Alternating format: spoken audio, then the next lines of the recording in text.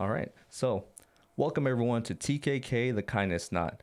We have our co-host, Gabriela Hernandez. I'm your host, Derek Cortez, and we have our guest, Rosalinda Vierra. Gabby's going to give us a little overview over what we're going to talk about, what Kindness Knot entails, and what we do. Definitely. Welcome, everyone. Thank you for viewing and listening to us. And this is just a safe space. It's TKK initiative that we are starting here in Stanislaus County. And our podcast here is basically for advocating for bully stories, for victim of abuse, victims of crime. So you guys are gonna be listening in and viewing a lot of those stories. TKK is an initiative that advocates and that helps victims, also gives out resources to bully victims and victims of abuse and crime. So we have a special guest today, Rosalinda, and she will go ahead and start us off with a little bit about herself. Goodness. No pressure whatsoever. So my name is Rosalinda Vierra. I grew up right here in Stanislaus County. I'm currently a council member in the city of Ceres. When it comes, I have a mother of 4 children. I have 3 grandchildren. I have an associate's degree in both human services and social work. I have a bachelor's degree in business with a minor in human resources and a master's degree in business. And then I also have a graduate certificate in public policy and planning. Nice.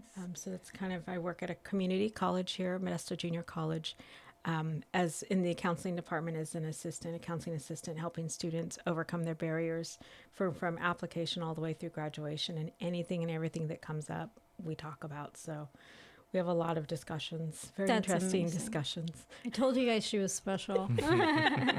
That is amazing. Wow. And where do you find the time to do all of this in school? Is it a passion of yours to just go for whatever you kind of, because I know that nowadays a lot of students are like, well, I don't know what to go for or not. So tell me a little bit about that. What was your drive?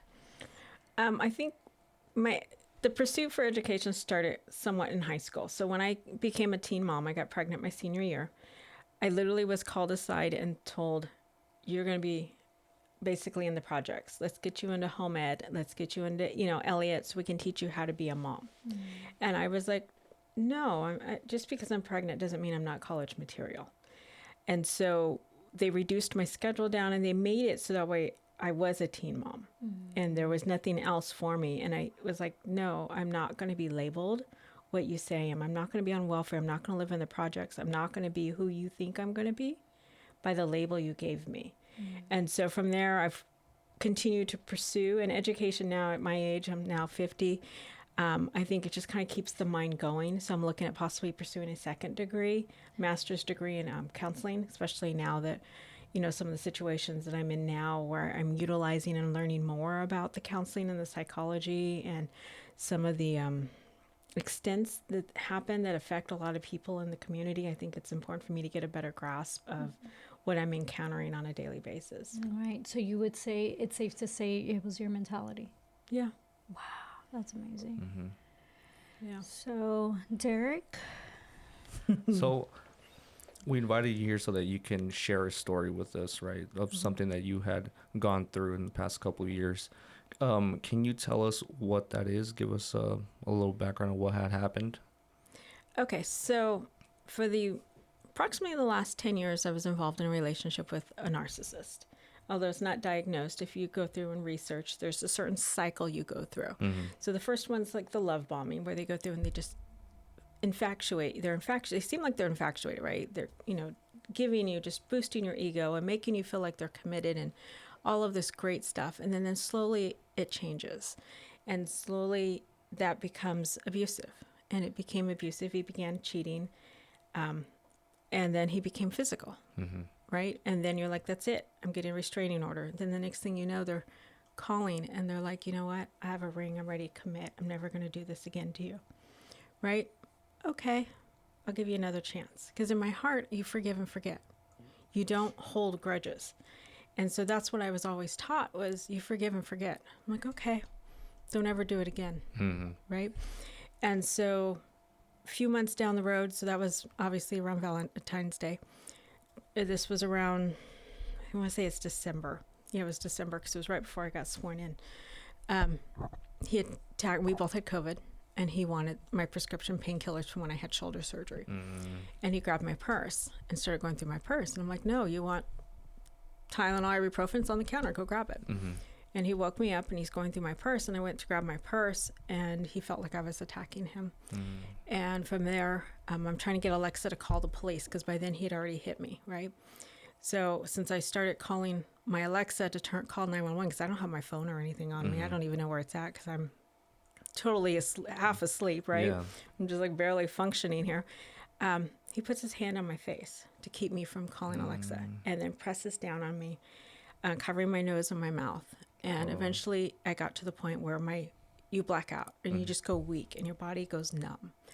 And that's what I remember then at that point in time. Once I went weak, he took his hand off of me and told me, don't resist. He goes, let's get you in the shower. Let's get the blood off your face.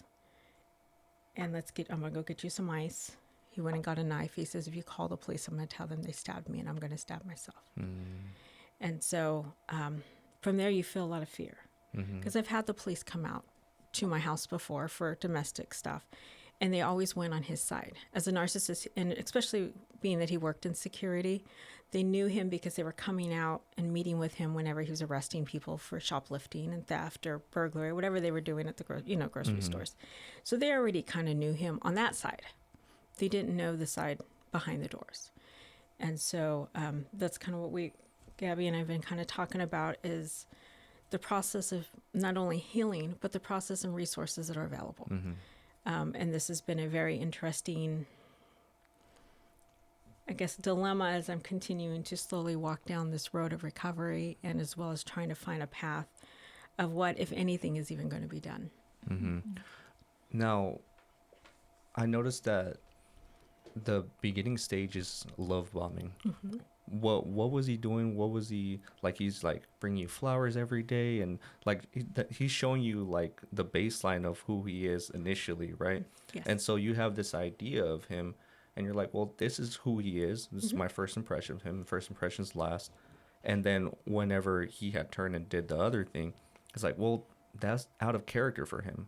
Exactly. That's exactly what went through your mind, or how did it go? Exactly. Because you're like, this isn't like him. So some of them was like his rage and his anger, and I'm like, okay, maybe, he wasn't taught how to deal with his anger. Let's talk about it. Let's see because that's what I do with the students where I work, right? Let's talk about it. Let's see what we can do in this situation. What are better ways of handling this situation? What other things can we do? And so we would talk a lot about it, but he was very physical, and I had shared some of the pictures, I think, with you, and I have some of the videos, but he always knew not to touch me or attack me in front of the cameras. So I have bruises. I have the videos I have where he ruptured my eyeball, because when you suffocate, your eyeball, the blood veins on your eyeball, they burst. Correct. So I actually have pictures of that. And so all of that has been posted online as some of it. Some of it I'm keeping because it's between, the police and I. Now, whether the district attorney and the police decide to pursue it's a different story. And you're able to talk about this? You're not like bound not to talk about this because it's ongoing, or? It is ongoing, but at this point in time, I haven't been given an update. I was told currently it can take up to a year for the DA to actually review your case. So at this point in time, well, if you're not going to do and you're going to allow this person to roam the streets and you're going to allow this person to continue to work in public, then I have no problem going public because you're not going to do anything. You're not. I have a restraining order, a 5-year restraining order that was given to me by a judge, a permanent 5-year restraining order. He came to my house, and as he was leaving, because the police came out, I called the police. He was making threats on my cameras because he knows I have cameras outside. And so I called the police. I have a restraining order. He's not supposed to be here. As the police, he was gathering his, some stuff that was out there. I'm like, just take it. You don't need to talk to me. Just take your stuff and go. Like, I have nothing to say to you. the police tell him, he needs to leave. Once he's done getting his stuff, he got all his stuff. The police go through the restraining order and read line by line by line to him. He takes the restraining order, throws it away, gets in his car, and immediately calls me and goes, "You have 1 week to live." Obviously using some profanity in there as well. And so technically that 1 week was yesterday. So to me, I'm on borrowed time. Or, it's whatever you believe in is why I'm still here. And so at this point in time, I called the police. They're like, "Oh, well, we'll file the felony," because it is a felony at this point. But I doubt anything's going to happen of it. And even when I called the Haven Center told me there's nothing they're going to do until he actually does something to you. Now, the story that you're saying is like, it's extreme, right? It's horrible what's happening, right? Now, the first initial outburst, was it like that? Or was it just something maybe passive aggressive? Do you Very remember? Much. It was, like you said, it slowly leads up. So as I'm going through the pictures now, getting, going back, there's things where I don't quite remember how I got the bruises. Like I can see big like fists on my arm, but I don't remember the encounter because I forgive and forget. Right. And I don't remember. And I see these bruises and I'm like, how did that get there? I don't remember. I have it saved under the domestic violence and then the narcissist name, right? So I have it saved in a folder, but I don't remember the exact occasion. And I remember like one time he trying to slam the door on me. He put his hand around my neck and pushed me into the vehicle and tried slamming the door, and I wasn't even in the vehicle yet. Yeah. So, I remember that one. That one was very vivid. But it slowly he just made it to the point, like even when the police showed up, he's calm. And I even listened to one of the videos where he went after my son, right? He was a teenager at the time. He's like, "Just calm down, Rose. It's going to be okay." I'm like, "You just socked my 16-year-old son. What do you mean it's okay? It's not okay." No, you're overreacting. It wasn't like what you think it is, which is called gaslighting, where they're making you seem like what is reality isn't reality. And so that gaslighting was very, very vivid. And then you start questioning even your own reality. Like, am I overthinking this? Am I overseeing it? Did that just not just happen? Like, is this real? Like, and they're questioning you. That isn't what happened. That isn't really what happened. And even going through, the pictures and the videos, I'm like, and now with the new mindset, since I'm not under his control anymore, it's like, yes, it was. I know I wasn't crazy. You're like, I can see clear now. Like, yes. Right? I'm like, I wasn't crazy because I really felt like I was losing my mind. Like my reality and my perception were different. And because you're under that, the gaslighting part of it and feeling like you're crazy or you're overthinking. And that's what he'd always say. You're overthinking this. That isn't what happened. What other changes did you notice in yourself emotionally besides feeling like you're crazy? Because obviously he led you to believe that way. Absolutely. Right? What did you feel emotionally and mentally as this had progressed?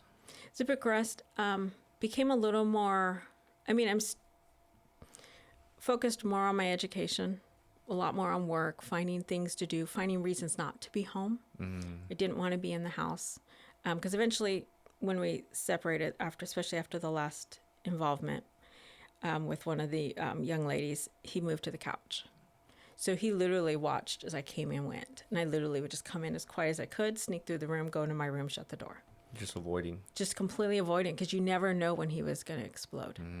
And then he wasn't allowed in public with me. Like, I didn't want to be seen with him because I don't know who he's involved with physically or sexually. I don't know who his flavor of the month is around. And I don't want to, that's very embarrassing. Yeah. Especially if you run into one of the girls that thinks they're involved in a relationship with him, and now they see you holding hands. And he even got a text message as I was going through with a young lady that actually from here in Patterson who knew about me. And she's like, "Well, we just need to make sure we're not in the same spot or she doesn't see me." Wow. And it's just like, how embarrassing. I don't want to go into Patterson with this individual and all of a sudden his other girlfriend is there and she knows about me and she seems to be okay with it. And it's just like, I can't be seen with him in public because that's humiliating.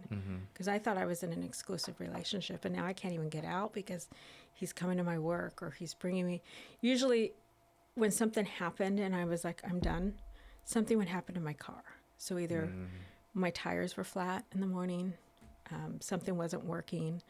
I had a lot of times where I had like chocolate poured on my car. I've had eggs thrown on my car. And I tried documenting it. The police are like, well, we don't know who did it. And I'm like, Just no help. yeah, it was no help at all. And just even when I called the police during COVID, they're like, well, it's COVID. If you don't feel comfortable around him, you need to leave your house and go find your own. And I'm like, the house is mine. It was mine before he even moved in. I pay 100% of the bills. I pay for everything. And you're telling me I need to leave my house to him that I own, that's in my name? And you want me to leave it? What, is he going to burn it? Is he going to sell everything in it? You know, what about my kids' stuff, right? And you have to think about that. So at that point in time, you just kind of learn to settle with your circumstances you're in and make the best out of it. Yeah. So at that point in time, you do what you can to keep that person happy and to try to keep yourself happy and to try to keep everyone safe. Because ultimately you knew what buttons I knew were going to trigger him. So I knew interfering with him and his other females was going to be a trigger, and I knew that was going to be a fight, no matter what, a fight. It's so interesting because you see this even like in family dynamics, right? Where there's a problematic person in a family and they antagonize an issue, a problem with someone who's maybe more of a peaceful person, right? Very passive. And then they tell the person who's the victim of that issue, like, just keep the peace. Don't do anything to antagonize. And it's like, no, that person is the victim here. Why don't you tell the problematic person something? And it just never works out for whatever reason, right? Oh, exactly. It's like coworkers too, that you know there's a problematic one, and then you ask, or you tell your other coworker, oh, you know what, like they're like abusive to other people, and they're like, oh, they're just having a bad day, and it's like, no, they're really a bad person. So stop making excuses for them, right? Have you encountered that a lot, like people making excuses for him, like maybe family or whatnot, or maybe he was having a bad day, or maybe this? For the most part, I never, other than the kids that lived with me, he wasn't really introduced to my external family. Oh, okay. So yes, he met my dad when we went to Seattle. Yes, he met my mom. He was there one time, or when my mom had to come over. He wasn't allowed over her house. But like my aunts and uncles, he, for the most part, wasn't. He didn't go there with me. That was not something. His family? His family would never met me. I mean, his aunt did come over one time outside, and I happened to be outside watering when she stopped by to pick him up to go to, I think they went to Winco. But other than that, they never met me at all. And it was kind of easier by keeping our distance, because ultimately I knew what was going to, I knew, and I didn't want to be associated with that. Yeah. But so, I know he's probably saying a lot of bad stuff now, and it's just like, it's okay, because those are just words. You can't hit me anymore. You can't blacken my eye anymore. You can't interfere with my progress. And ultimately I'm safe now. Yeah. Now, a question that I know that a lot of viewers might have is a simple one, but it's a difficult one. Why didn't you just leave the first time it happened? When it's my house. It's a house I own. Well, leave him. I mean, leave the relationship. He wouldn't leave. So even with, and some of it goes back to the love bombing, right? When I said, I'm done, you need to leave. He comes back with a ring. I promise I'll never do this again, right? Brings, chocolates and candies or whatever. Even though he knows I don't like chocolate, he still brought me chocolate. But you're like, it's the that's the thought that counts. Exactly. That's how I felt. I'm promising, let's go to church together. Let's pray together. Let's start doing more things together. And when you bring God in, it definitely changed the dynamics, because they really make you feel like, well, we're meant to be. And that's exactly what he said. He goes, no matter what, we've always been drawn together. No matter what, we're always supposed to be together. You know, you're my soulmate. And so even when he got this last restraining order, he was served by the sheriff, and it had a move out order. But they didn't have him move out.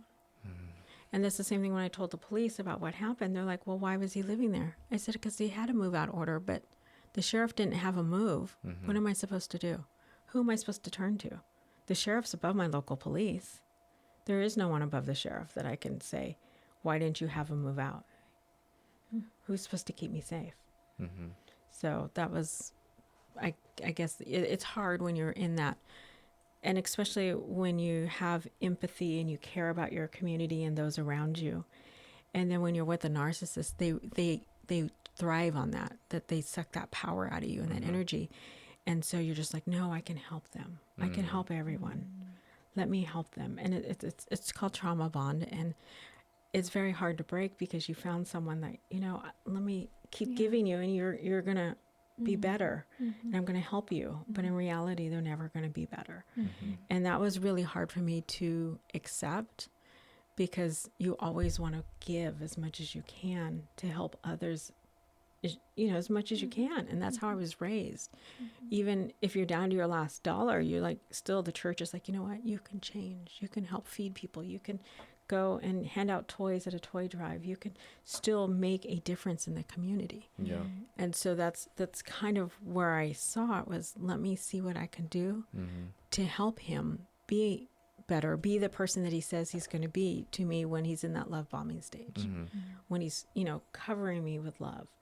And, we're going to the movies and we're getting everything at the snack bar and we're sitting wherever I want to sit. And then we go out to eat and eat everything on the menu that we can possibly manage to eat while we're there. We go to a buffet, and then, we're just hanging out and holding hands and acting like life is just You get crazy. manipulated into the idea of what this person can be, and you get pulled into just thinking like, this is where our life is at now. Yeah. And then it happens again.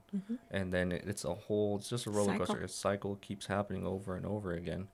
Now, during those times where you're going through difficulty, what was your anchor? What was something that, like, are you a woman of faith? Are you someone who, how do you cope with that? Oh, Lord. Did you do therapy? I did. Tried?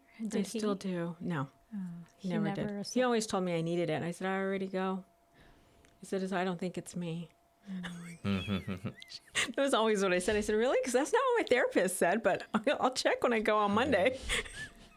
Well, therapy usually just works for people that want to make the work, Yeah. They want to make it work. But if you're not willing to work on yourself, then it really is just a bunch of talking. Yeah, absolutely. And I got to say, my therapist was very, very helpful with a lot of stuff. There's certain things that I never shared with them because it's very embarrassing. Yeah. Especially when you're in a situation like I am, where you're counsel, you're, family of 4. You don't want your family to know you're weak. You don't want your community to know that you're vulnerable. And so you hide a lot of that. And so some of it was, you don't talk about it because you don't want your family to know, because your family is going to say, well, why don't you get out? And then the next thing you know, across the headlines, oh, this mother is missing after breaking up with her boyfriend, or being found, with a new boyfriend, and her ex-husband killed her. And you see that even here in town, right here. You saw it in Patterson. And I told my son, I said, I can't leave because that's going to be me. And I remember saying that. And it was hard because I knew that he would hurt me if I left. And I knew the consequences of leaving were more severe than me staying. And so you just learn to cope with the situation you have, because life's never perfect. Yeah. Every day we usually run into some kind of speed bump in life, whether it's big, others are small. Yeah. And other times they're just little dots, they're little buttons that you go down and you're like, oh, that wasn't cool, but it's okay.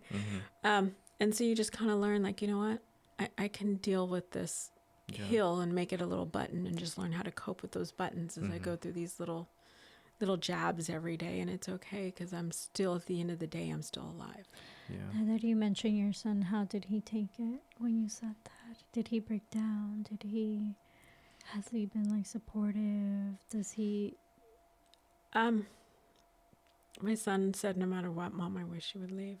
I said, but do you know that I know, because even now, my kids don't necessarily know everything that happened, because when he suffocated me that one time, nearly to death, my son was at Monterey Bay. So he was over away at college. My other 3 girls were already in their own places, right? So they all lived out of town. So when that happened, he knew he had me isolated. He knew I had no one really near me that could help me. So he knew I was very much isolated, which allowed him more power. And so my son, even to this day, does not know the situation. And he probably won't know unless the DA presses charges, and I'm going to have him go through the pictures and the videos, because I do have some videos. I don't actually have the video of the actual attack, which is what I'm hearing the police department wants, which I think I had shared. I was kind of irritated with them saying, well, if you don't have the video of the attack, how do we know it's not self-defense? And I'm going, my jaw's dislocated, my nose is dislocated, my eye is bleeding, my nose, like, you can see it. And I had had shoulder surgery, so I didn't even have full movement of my dominant arm. I have my non-dominant arm, which I have pictures of the bruising from when he held my arm down. How else how is it self-defense? So like, well, maybe you bit him. How do I bite his hand if I'm asleep because I have COVID, unless his hand is on my face? And then I have the bite marks from when my teeth were clenched down. When he pushed my face down, my teeth actually bit my tongue. And I have pictures of where my tongue was bit down. So I'm like, how did I bite him if I bit my own tongue? Wow. That's not his hand, that's my tongue. Yeah. And I have pictures of it. And you having to explain all of this and kind of defend yourself. Yes, right? Absolutely. To my own police department. Wow. And it sucks because when they came over, they generally sided with him. So, like they told me, go find your own place. If you're that scared, leave your house. Or stop antagonizing him. And I'm just like, that's a tough situation. Sucks. Yeah. Wow. Do you have siblings? I actually have 2 younger brothers. You're the oldest. Yes. So what I usually see amongst the older siblings is they do tend to carry the burden on themselves, and they don't tend to seek out help from others because that's never been ingrained. Because I'm the oldest sibling out of mine too, so I know that I don't seek for help, and I can be like being crushed, and I'm just like, it's okay, I'll figure it out. I'll figure it out. Exactly. So it's interesting how that also plays a role in how you ended up seeking for help. It just had to be so overwhelming that's like, okay, no, something has to be done, and I know I can't do it by myself. And you had to call law enforcement and get that involved so they can get that situation resolved, right? Right. And it's harder because, like, I have 2 younger brothers. So my youngest is disabled. So he has a glycogen storage disorder. So he can't do a lot of movements without becoming paralyzed. So he doesn't drive, doesn't do any of that kind of stuff. So he's got his own limitations and capacities. I wouldn't change him for anything, though. He's the most compassionate person ever. My other brother, he's very, very tall, very big and stocky, built like his sister here. Other than I'm 5 foot and he's 6'3". There's a little size difference there. Size difference. Very religious, though. So anytime I reached out and just kind of told him it wasn't going good, he goes, I'll pray for you.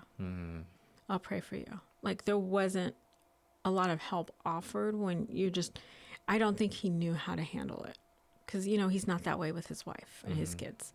So for him, I don't think he necessarily was equipped on knowing how to help me, how to get me out safely, how to maintain what I needed to maintain and maintain my sanity and my own self and my own self-worth. And I think that was probably his biggest issue, because even now he doesn't really like talking about it. And it's still fairly fresh because I finally have him gone as of Christmas this year. So it's literally 2 weeks, if that. Yeah. So it's still very, very fresh. I'm just still working with the police department, trying to push the DA to press charges with the videos and everything else that I have, with the 7 years of just the patterns. And it's been a challenging situation. And the therapy has been amazing, though. It's just 24 hours a day. Even on Christmas, I was able to call the employee assistance program that we have in Kaiser's help and just say, hey, I just need to talk to someone. I'm not trying to kill myself. I don't want to hurt anybody. Yeah, you have to start out with that, or yes, it puts you like, hey, yes, no, you know what I mean? Yeah, and so I'm just like, I don't want to hurt nobody. And I don't want to hurt myself. Yeah. But I just need to talk over this cliff, because right now it just feels like too big of a hole for me to get through by myself. And the first lady, I don't think was familiar with it either. And so she goes, oh, virtual hug. And I'm like, oh, thanks. That doesn't really do much. So the second lady I called on the second time, she was a powerhouse. She's like been specializing in trauma abuse. That's what I do. And that's what I've been focusing on. I got you, girl. Let's go through this. And I will get you there. And she just made my self-worth and everything I was going through, just like, girl, you got this, and you're going to be an advocate, and you're going to help other people, because she knew that I had that passion to help others. And she goes, that's what you need to do. Let your story go out, because if the police aren't going to do anything, then you need to do it. But she goes, I want you to do this and do this and do this and do this. And I'm going to call you tomorrow. And then I'm going to call you the day after that. And if you need to call me, you call me, and I'm going to send you my email. That's amazing. But you are an amazing person, and you're strong to live through this and to get through this and to survive. And I am here to make sure you get through the end, because you don't need that kind of leech in your life anymore, and you need to move on, because they're just killing you. And she goes, I don't care how much you love them or wanted to be with them, and how much the church told you you live with some, you're together till death do you part. She goes, no. She goes, not in my church. If someone abuses you and hurts your family and is cheating on you and, bringing you home an STD, it's okay to leave. And you're still going to be loved, and you're still going to be wanted, and you're still a person inside.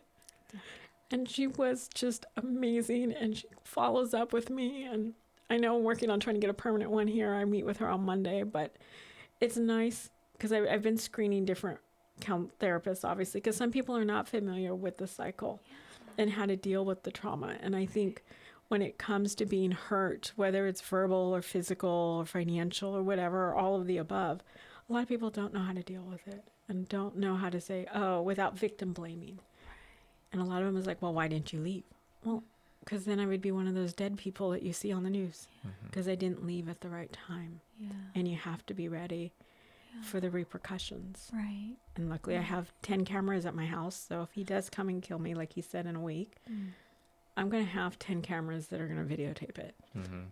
And then they have no choice but to do something. We're going to put it out there. Like, he is not going to do anything to you, girl.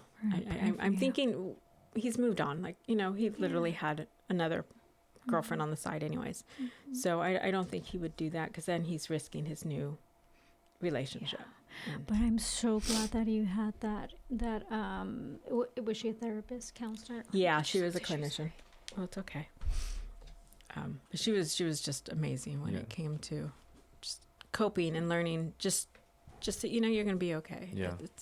It's not your fault. It's not your fault that you couldn't get out the first time. It's not your fault that you couldn't just get up and leave. That there's a process, especially when it comes to dealing with a narcissist and dealing with people that have that tendency of entitlement. And that's kind of what it is. And then the trauma bonding is similar to Stockholm syndrome. And that's exactly what it is. And so she helped explain a lot of my emotions. And so I can go look and see how do they, people with Stockholm syndrome, how do they recover? What steps do they take that were working?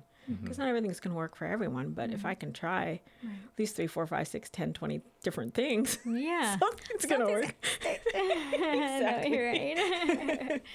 I totally agree. Yeah, unfortunately, sometimes that does happen, and it tends to happen to the most empathetic people. That a narcissist comes into their life, and because you're a people pleaser, because you love on people so strongly that then this person is hurting. Now you want to help them, right? And you can understand where they're coming from, and sometimes, like, because you understand where they're coming from and their actions and what they did, you tend to make excuses for them, and you say like, well, he was having a bad day, or you say this, it'll be better though, it's gonna be better.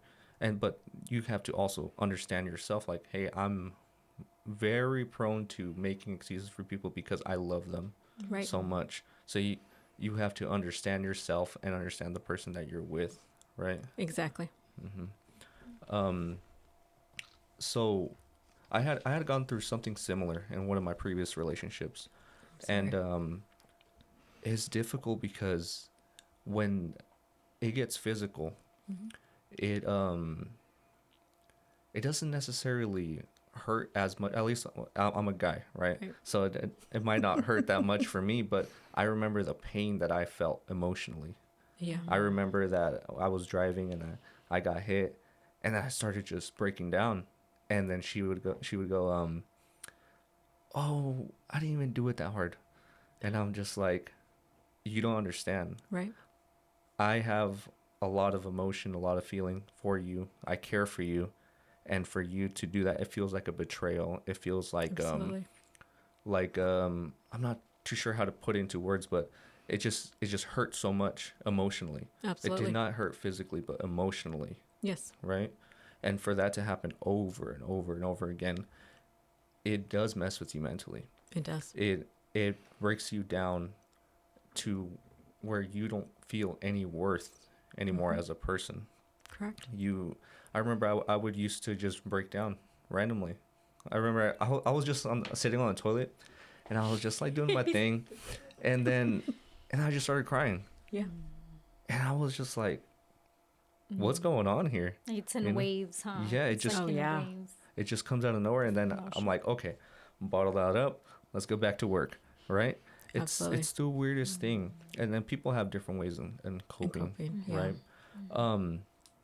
So what significant challenge did you face when you try to seek help to leave the situation? The help is there's not a lot of places to go. So even now with my current situation, it was hard because they said the restraining order wasn't served correctly. So they couldn't tell him. I'm like, well, then let's serve him, right? Here's a copy. I got 3 copies from the court. It's not my fault he didn't go to court on the day to get the 5-year restraining order. I was there. He was served by the sheriff. So that was kind of the excuse. So when he came back the second day, they're like, oh, he wasn't served. I'm like, we went through this yesterday. Like, why are we doing the same thing we did yesterday? We're repeating the pattern. And then when I called one of the 800 numbers for domestic violence, and it happened on Christmas Day, so resources are limited anyways, right? I kept getting disconnected. No one was available. I kept getting hung up on. I was like, wow. Okay, so I called Haven, and Haven's like, well, we don't have any place for you to go. And I'm like, I'm not asking anywhere to go. I have my own home, and I have 10 cameras on it. I'm not worried about it. But what resources do you have? What cities work best? If he's threatening to kill me, what's the best place for me to go hang out at? Like, what city is going to be the most aggressive when it comes to dealing with this? If he's going to come after me, what city should I be sitting in downtown area? I can go sit at the Patterson Council meeting, then let's do this, right? Because that was kind of like my attitude. Like, where do I need to go? What city do I need to sit in? Patterson has a mayor that's a sheriff. Let me go sit over there real quick. Well, exactly. Even my city manager is a former chief, so that's why I went and met with him. So I was just like, okay, I need help here. I need help here. So I went and sat in the police station. I'm like, fine, come get me. Here I am, right here in the police chief's Why office. do you think that this situation doesn't get treated as an emergency? Because I mean, I don't know if you see, like, look on YouTube. I like to watch YouTube videos on interactions between cops and people, right? And it's so crazy because if you touch a police officer, they're like, hey, what are you doing? And they take you down to the ground, treat it like you're about to kill them, right? But then they respond to a call with you, right? And they see you have bruises. They see all this evidence in front of them, and they're just like, well, just try not to antagonize them. Just try not to. Victim blaming. Yeah, and it's crazy because you have the evidence right in front of you. Right. Storm in there and do something about it. Why do you think that doesn't happen? Some of it, I think, is the stigmas associated with it. A lot of them are saying it's self-defense, and I get there are some, like you said, there's females that are very aggressive. I'm not one of them, but there are women that have no problem fighting back or even antagonizing and starting the fight. Yeah. So, and I get should be coming in very neutral into the situation, which I was really thankful on Christmas when I think a sergeant, I don't know what his, I don't exactly know his position. I know he's just underneath the chief. So he came out and he was very, very neutral. And he was very demanding, very stern with both of us, right? You're not supposed to be here, and don't you take his calls, texts him. I'm like, I haven't. I'm not even looking at him. And he was very, you would not have known that he knew me from the council meetings, because I see him every council meeting because he's at the table with all of the staff. But you wouldn't have known that he was just very, very stern, and he was very much a police officer, very neutral, very commanding, and he demanded the attention. But we don't always have that in the police force. And so it was hard. And even when I called, the Haven, they're like, you're going to get the same at every place. They're not going to do anything until something happens. So until he attempts to kill you, none of the police stations are going to do anything. You can go sit at all of the city halls and nothing's going to happen. Regardless of where he tells you he's going to kill you, until he actually kills you, none of them are going to do anything. And I was just like, wow, that was disheartening a little bit, because even today when I was out going for my usual walk at the park across the street, I saw someone with a black eye, and I saw the lady walking her dog, and I just wanted to say, hey, there's help. But there's not, because the Haven doesn't have room. They tell me that the police departments aren't going to do anything. And you really have to, and even now they're telling me with my case, even with the videos, or the audio, I have the audio, I don't have the video, and all the, pictures and everything else, that I don't have the actual footage of him suffocating me. So they may not be able to press charges. It's going to come back, most likely get back from the DA. And that is just astounding, because a bar fight requires less evidence. A hit and run accident requires less evidence. You don't have to have the footage of the car hitting your car. Just have to match up the bumper to the bumper. Yeah. The color, right? Exactly, the colors. Like The chipped color. it's crazy. The evidence seems where it's at, and that was a little frustrating for me where I'm at now. So I'm just like, what can I do now to make sure things do go through? So it's kind of like you have to help yourself. Yeah. You're like left out, and kind of like the cold to just fend for yourself, Yeah. basically. And the DA has a year to decide whether they're going to press charges or not. Now, did any of these outbursts happen in public? No. Well, we were rarely in public. Once Rarely the in first public. outburst, once it got aggressive, we rarely went into public together. Like even to the grocery store, I guess one of his girlfriends or whatever he was seeing ran into us, which made an interesting, like, I'm not going to deal with that no more. So I didn't want to go into public. And after that, we never, for the most part, ever were in public together. But you would be out just to avoid talking with him, right? Yeah. So the good or bad thing is, like, the council office on Sundays is open at 5:30 in the morning. So there were times where I was in my council office on Sundays at 5:30 in the morning, because that was a safe spot for me. I could be there because Sundays is church. They have church at the community center. So I'd be at the community center 5:30 in the morning, 6 o'clock in the morning, because it was safe. And it sucks, for lack of better words, because you have a house That I own. that you own, and you don't even feel safe in your own home. So because I remember something similar like that too. I've slept in my car before, because I'm just like, no, I'm not going to deal with this. Right. And I mean, I have a Jeep, so like I was able to lay down and everything, but I can't imagine in a small car. You know what I mean?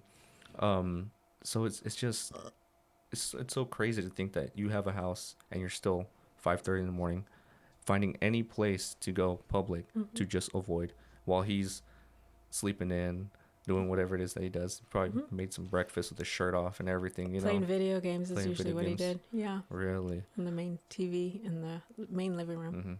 What sort of behaviors did he have? Like, what was his like hobbies? What was it that he did? Mainly video games and other women. Okay. That was, So he liked to play with video games and women. yeah, for the most Just part. play them. Wow, that's crazy. That's it. Did he have any like disorders that you were aware of? Not that I'm aware of. He's very healthy. He's a very healthy. I mean, he's 52 years old, or almost 52 here in a few days. Very, very healthy. Like, he works out. He can bench press, I think, to almost 300 pounds. He works out a lot. That was definitely one of his hobbies. He didn't like to run. He did not like cardio, but No one does. No one does. No one likes cardio or leg day. That's, yeah, I can attest to that. Me. Yeah. I missed the gym today. Yeah. I ordered a couple machines for my house, so that way I don't even have to go to the gym anymore. What about so you say he's healthy. Yes. Did he ever do steroids? Anything like that? Oh, no. Neither one of us use drugs. Neither one of us drink or use any kind of drugs whatsoever, other than the prescription ones that I'm on now that I'm 50 and I have high blood pressure and stuff. Mm. And seems to be getting higher right now. I have to go in weekly to get it checked. I'm like, just give me a month. It'll come down. Like, I just got to get over this stress a little bit. What about him and his family? Were they close? What was like the family history for them like? Then I don't know too much because I didn't really get to know his family, even in the 10 years that he lived in my house. His aunt did come over a little bit to pick him up. Like I said, when they went to Winco, his mom lived in the Bay Area. I know he struggled with some issues with abuse with both of his parents, both his biological father and his biological mother. But other than that, they seemed fairly, his mom would write him quite a bit, and they were calling at his aunts. And then I know he went up to Washington to see one of his aunts. So I thought they were somewhat close. And I know his cousin lived in Modesto. So her and I actually kind of met a few times and kind of hung out a few times. Her and I were kind of close. But again, she very much sides with her cousin, which I understand, he's family. Yeah. So it was hard. Yeah, and the only reason I'm asking about this, because not that I care about the guy or anything, but it's because I want to kind of give a picture to our viewers and our listeners of like what a narcissistic person that's capable of doing this can look like, right?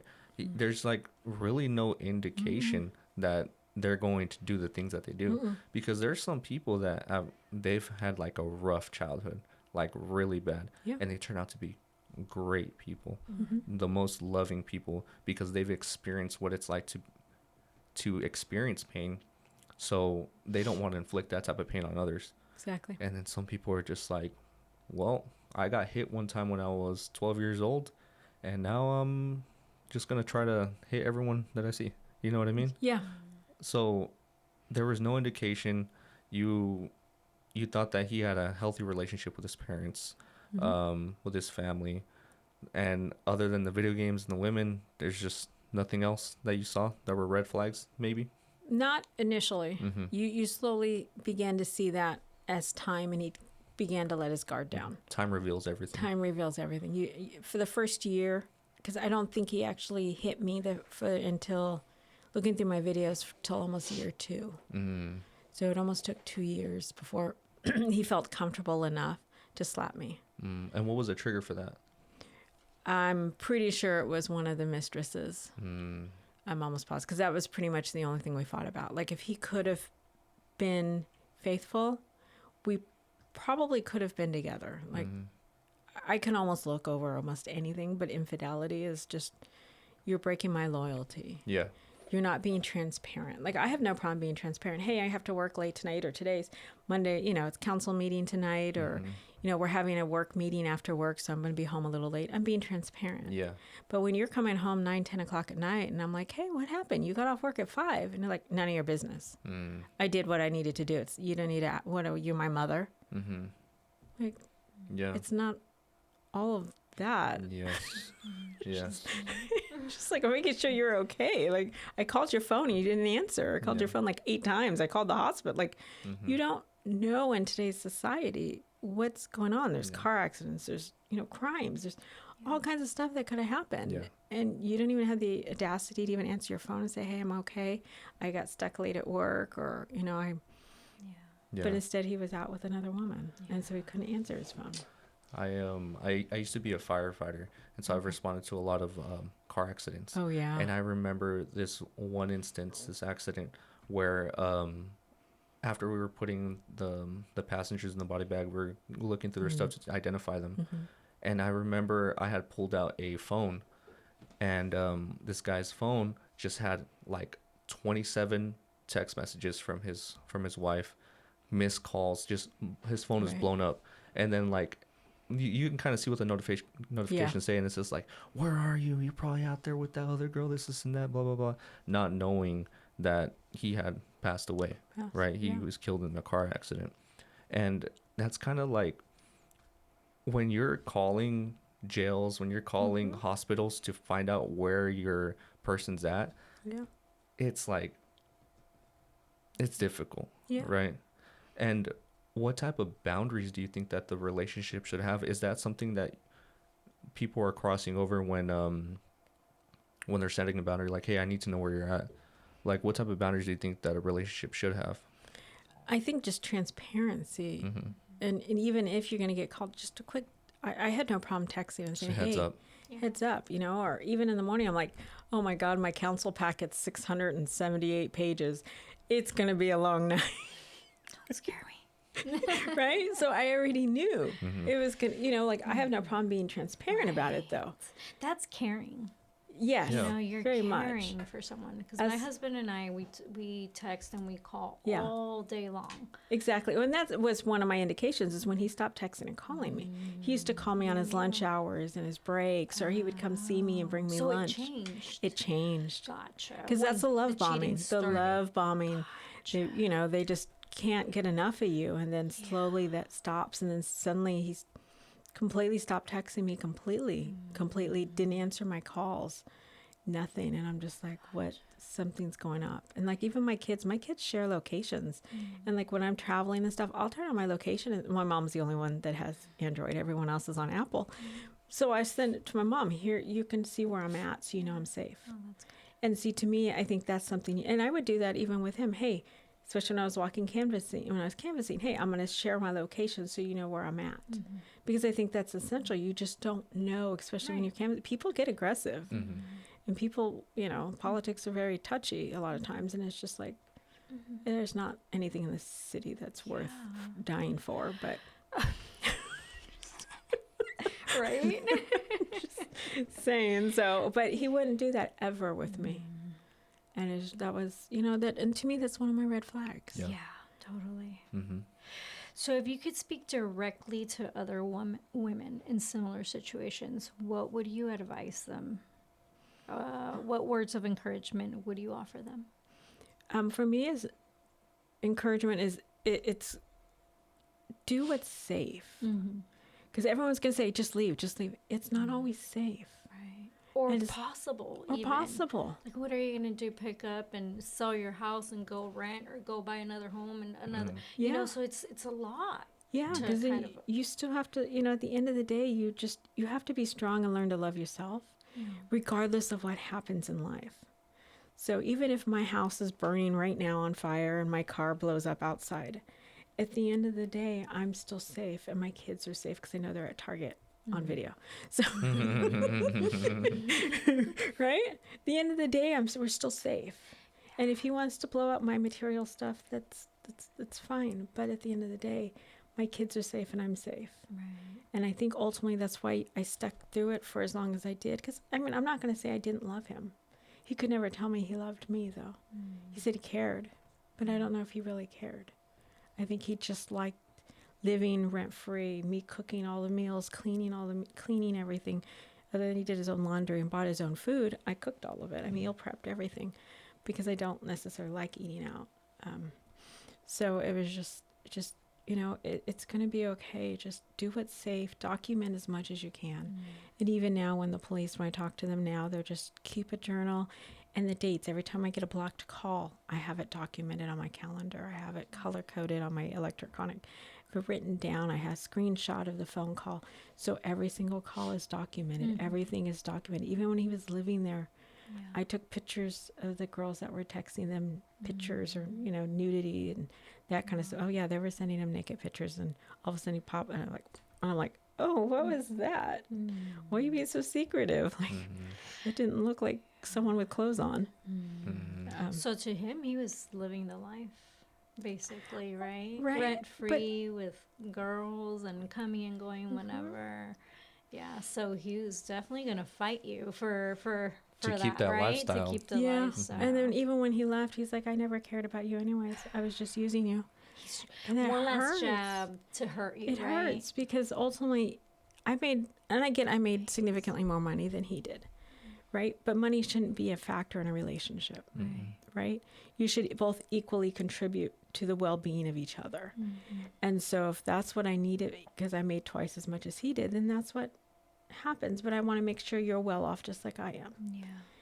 And sometimes that's not even a factor. It's the simple fact that they're there, they care, they, you know, they yes. treat you good. Yeah. Like that's That wasn't like even I'm not happening. asking you for much. Yeah. You know. Yeah, I'm not Just care asking for your me. money. I'm just asking for you to be there for me. Supportive and caring, right? So what do you think needs to change in our community or systems to better support victims of domestic violence? I think the first is training, because I talked to the senator the other day. I went to the office, and they don't touch these kind of cases. I am meeting with the assembly member next week. They seem a little more proactive about this. But one of them is training. Like, don't go into a situation assuming the woman is guilty. Don't victim blame. Come in very neutral and stern. If you're going to be rude and victim blame both parties. And then find out the truth, though. Because, like, they wouldn't even review my ring videos when they came over. They're like, oh, they can be edited. Like, I have video of him attacking my son. Other than you can't see it, you can hear it. And they told us when they came over, we don't want to see it because your ring camera could have been edited. I'm like, I can just pull it off. I can open the app and you can see it. And they didn't want to see it. So some of it is just kind of, I think, and when I filed my report, them turn around, still victim blaming me. Oh, I don't think the DA is going to do this because you're guilty. When you took my report, you already assumed I was guilty, and you haven't even talked to the other party yet. Even today, we're talking, we're 2 weeks now into it, and they still haven't even talked to the other party. Like, how long do they let these cases just sit? While the accusers or the people that actually hurt the other person are walking free. Yeah. They're out on the streets. They're in another relationship with this now. And granted, he's 52 and she's, I think, 35. This 35-year-old has no idea what the narcissist can do, the power, the struggle, what they're getting into, right? They're not equipped with the same life experience that I've encountered at 50. Right? And so they're walking in very naive. And it's like, why are we allowing them up to a year to even determine whether they should even be charged? So you would say accountability. Accountability. And I think it should be not a year to even review a case. Like, this is insane. Should be top priority, right? You would say. Certain crime, like, murder, rape, a lot of this physical abuse, that shouldn't be waiting a year because they're out doing it somewhere else. Yeah. But this could like progress into other things, right? So if we attack it now full force and take priority on these, cases, then hopefully it minimizes. Correct. Okay. So instead of having 5 victims, maybe there's only 3 or 4. Yeah. How about the support of domestic violence victims, or survivors? It's all the same to me. I don't take that at all. Like, it is what it is. A lot of shaming involved. A lot of my coworkers don't want to hear about it. They don't want to know. They're like, well, you kind of stayed with it. I'm like, yeah, you're right. But you don't understand. Yeah. And then even the Haven saying, well, we don't even have room if you wanted to come.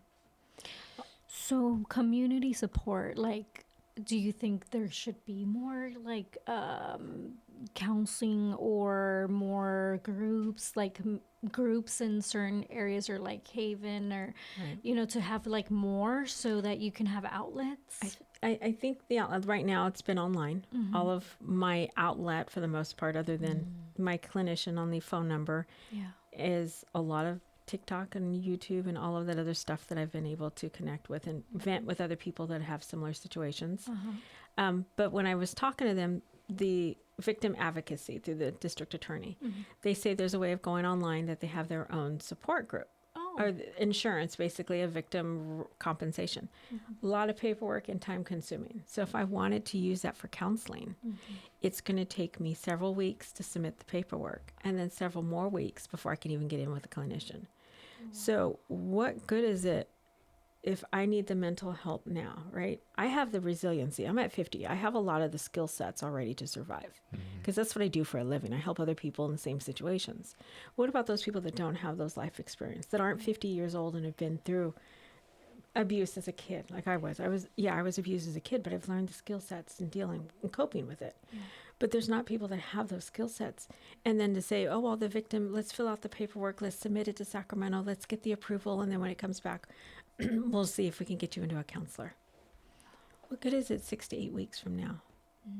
I need the help now. Now is when I'm struggling with the change. 6 to 8 weeks, I'm probably going to be a little more comfortable with the change.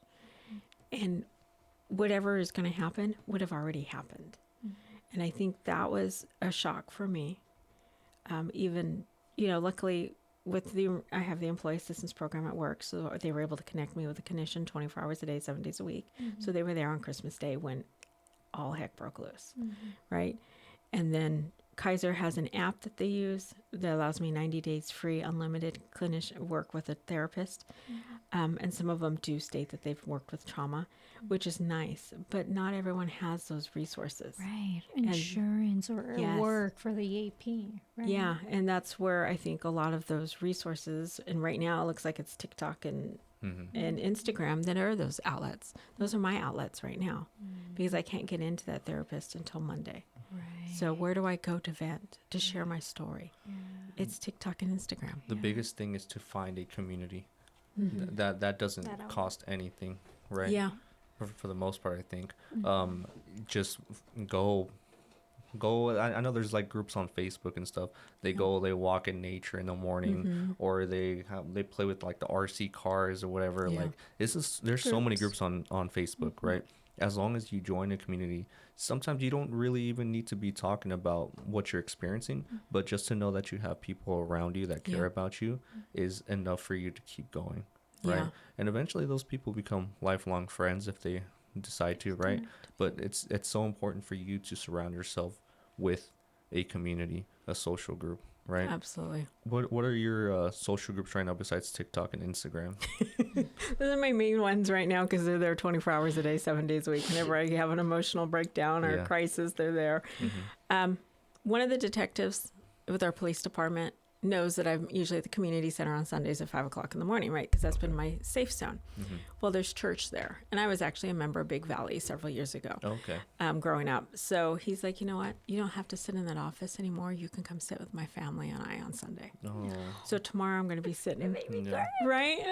And I went to high school with his wife. So, I mean, we know each other. But again, that was 32 years ago. And not to date myself too bad, but yeah. So, we kind of know each other, but 32 years ago we knew each other. But they're like, no, I'd be honored if you'd come sit next to me. And he's not the one handling my case, but he's like, this is going to be a year of progress for both of us. This is going to be a year of resolution. This is going to be a good year for us. He texted me New Year's Eve or New Year's Day. And he goes, I want you to come sit with me on Sunday. With me and my family. And sometimes that's what you need. And that's what you need. A family that'll take you in, a friend that'll take you in. And it's hard because a lot of people don't want to hear about it. And I was really glad you're like, no, just come and talk. That's what I do. And a lot of times it's getting that out. They told me journaling as well. Because a lot of times when I went through my divorce, that helped because I was able to write letters and then just burn them. I didn't mail them, please. No, I really good barbecue. But it helped because I was able to get everything I wanted off of my chest, and I can feel better, and I can feel better about myself, and I got it off my chest so I can move forward, and I can put whatever I wanted, however I wanted. I can call him whatever I wanted, and I was able to just burn it and let it go and let it be free and let whatever happens. I'm glad you mentioned that. And Derek, you did that for a while too, right? Yeah, I have a couple notebooks that are just tore up from the floor up. You know what I mean? Because journaling helps you organize your thoughts into a way that you can understand it. And so a lot of times when you have these memories that just for whatever reason they seem like they're attacking you, it's because you don't understand it. Right. You don't understand like, of course, okay, yeah, that happened, but you don't understand like why it's affecting you in the way that it is, right? So it takes a lot of work for you to just, even if you're writing something, an outline, do it badly the first time, right? You're going to just write out a bunch of like you brain dump, right? Oh, but absolutely. then slowly it's like, oh, okay, now I understand why I feel this way, right? And I've done it with I don't know if you tried it, but voice memos as well. Oh, I love voice memos. Yeah. Yeah, I do. One of the clinicians actually recommended me using a computer to type it up because I can organize it and then I can just keep adding to it. So it's just a long typed book. Yes. And so I'm not trying to read it because my writing changes as I get more emotional about something. And I may not be able to go back and understand what I was trying to say. And also with the voice memos, it helps you kind of transfer the emotion in a way that writing doesn't. Because I mean, when you write something down, I mean, all you can really do is just kind of write a little bit harder, a little bit darker, right? Exactly. But when with voice memos, like I've remembered that in a way for me to cope with the passing of one of my best friends, I was so angry about it that he was taken away at such a young age. And I remember I was screaming at the audio and I was just like saying everything that I needed to Yeah. say, right? But it in a way that kind of like helped me. It helped heal me. That just kind of take that emotion out, because emotion is energy, and if that energy isn't being given an outlet through that way, it's going to be given an outlet through another way, Right. and little by little in the little actions that you do. So Yeah. it's better for you to just give that Release. negative energy an outlet Yeah. than, you know. Yeah, and I used when I got the last restraining order before I went permanent, before he gave me the engagement ring, I did my own TikToks, and that's kind of what I'm watching now, is where I was 2 years ago before that whole incident happened, and where I was just like before the ring and all of that, and I was just like, I need to watch this because that's who I need to be. I need to be that strong person that I was 2 years ago that told me I was going to be okay, that things are going to be okay. And so I'm watching myself. I'm like, I need to go back to that. I need to be that outlet again, on whether it's TikTok or Instagram or whatever, to be that outlet, that voice again for the people that are going through it, because I'm turning to myself right now 2 years ago for my own strength. Yeah. That's really good advice. That's such a good advice, because I wouldn't have thought about that. Yeah, I did it outside. I created another video that I was going to post later, just where I'm at now, what steps I've taken, where I'm at, because there's someone in that same situation. Right. That leads us to the last question, which states, how do you hope sharing your story will help others who are experiencing or recovering from abuse? A lot of it's self-worth. A lot of it's your self-esteem is so beat up. Your inner self is just gone. They take all of that from you. They isolate you. And I'm just hoping that they understand that that's okay. That society may not understand it because they haven't been in it. They haven't been through it. But if you've been through it and you've been in it, it's okay, because you know what? You're doing what you know is safest for you right now. And when you get the strength, you'll be able to take that next step. And if you can't, it's okay. There are things in the life that we can't run away from, like my water bill. No matter how much I hate my water bill, it comes every month from the city. And I just have to accept it no matter what. And I have to pay it every month. And that's just one of those things that I have to do. And if I don't want the water bill, then maybe I take shorter showers, which I haven't decided on yet. If I like that idea. But it's one of those things where you just accept, like, either, I take shorter showers or I pay the water bill because I like my long hot showers right now. And it's okay that I like the long hot showers. And whether it was comfortable or not, and the pain that I went through, which is still very painful, you get through it. And, I'm happy to help. I'm always been there, a listening ear. You've been amazing through this with me the last couple of weeks. Just helping me, trying to find what I can do to just help myself. Just kind of get up and move forward and know that, my head is up high and it's okay. And yeah, it's uncomfortable being, alone once in a while, because there are good times. Like you mentioned, there's times where you just remember those good times, the love bombing, the, the flowers, the heart, the love, the movies. And, it was hard on New Year's, because we were supposed to go to Disneyland. And I sat there waking up going, I could have been waking up today at Disneyland, but I'm not. I'm here struggling, wondering if I'm going to live through Friday. And it sucks, because it's like I could have stuck it out and I'd be at Disneyland right now. I'd be super happy, right? The greatest place on earth, and then Universal Studios, and we'd be in the greatest place, the two greatest places on earth. But instead, we're in this situation, which ultimately, that would have been a love bombing, and it would have been great, and it would have been amazing. But I would have been right back where I'm at in 2 weeks or 3 weeks. No matter what, it was still going to be that same cycle. And I had to accept that. And it was really hard New Year's Day for me, accepting that I wasn't going to be in that love bombing, and he was love bombing somebody else. And that was really difficult for me.